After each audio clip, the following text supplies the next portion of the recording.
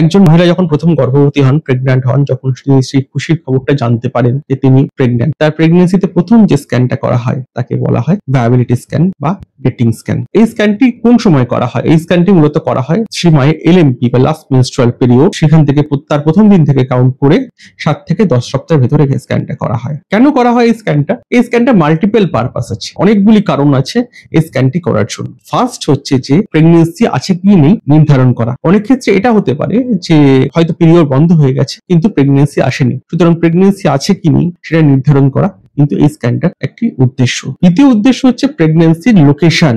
আপনারা সবাই জানেন যে একটোপিক প্রেগন্যান্সি বলে একটা এন্টিটি আছে, মানে প্রেগন্যান্সি নরমালি যেভাবে ইউট্রাসের ভেতরে এন্ডোমেট্রিয়াল ক্যাভিটিতে তৈরি হওয়ার কথা, মানে জেস্টেশনাল স্যাক বা বাচ্চার ঘর, সেটা না হয়ে যদি সেই জেস্টেশনাল স্যাক যদি অন্যত্র ইউট্রাসের অন্য কোনো পার্টে বা ইউট্রাসের বাইরে পেলভিসের অন্য কোনো পার্টে, টিউব বা অন্য কোনো পার্টে তৈরি হয়, তাকে বলে একটোপিক প্রেগন্যান্সি। সুতরাং location of the pregnancy normally এন্ডোমেট্রিয়ামের ভেতরেই বড় হচ্ছে কিনা, তৈরি হয়েছে কিনা সেটা দেখাটা কিন্তু এই পরীক্ষার আরেকটি উদ্দেশ্য।